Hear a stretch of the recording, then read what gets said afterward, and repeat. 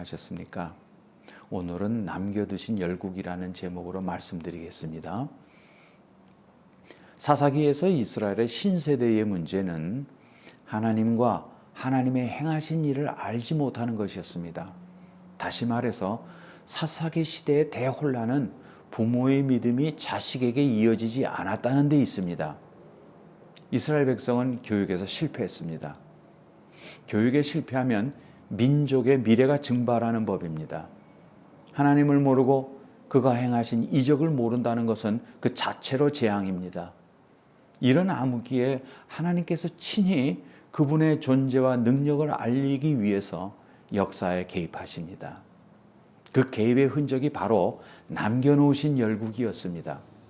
그래서 사사기 3장 2절에 보면 이스라엘 자손의 세대 중 아직 전쟁을 알지 못하는 자에게 그것을 가르쳐 알게 하리 하사 남겨두신 열국은 이라고 말씀하셨고, 이어서 4절에 보니까 남겨두신 열국으로 시험하사 라는 말씀이 나옵니다. 남겨두신 열국은 이스라엘 백성을 시험하기 위한 시험용이었습니다. 많은 사람들이 시험의 의미와 원인을 찾습니다만 그것은 그리 중요하지 않습니다. 시험의 진문맥이 4절 하반절에 나옵니다. 여호와께서 모세로 그들의 열조에게 명하신 명령들을 청종하나 알고자 하였더라. 하나님께서 우리에게 시험을 주시는 이유가 바로 하나님의 말씀을 청종하는지 청종하지 않는지 아시려고 하는 것입니다. 따라서 시험을 당하면 그 이유를 따지지 말고 그냥 순종해야 합니다.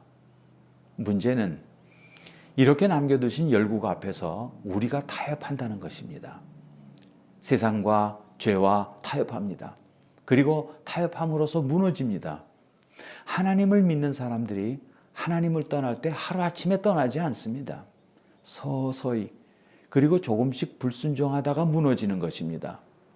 타협은 빠른 것 같지만 가장 먼 길입니다. 아브라함이 타협했습니다.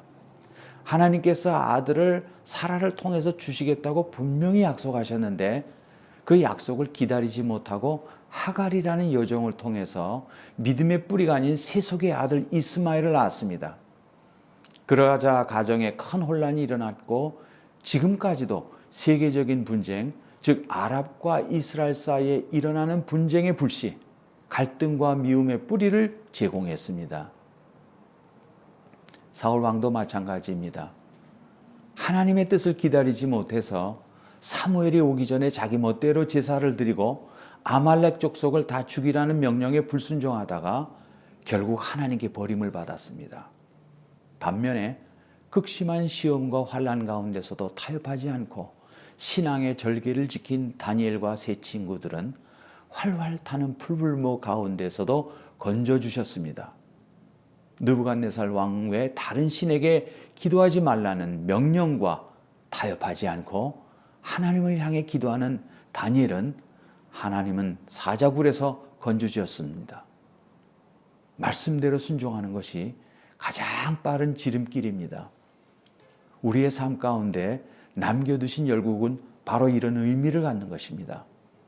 세상과 타협하지 않는 굳건한 믿음을 가지고 있나 갖고 있지 않나를 보시기 위한 테스트임을 잊지 말고 타협하지 않는 신실한 종들이 되시기를 바랍니다.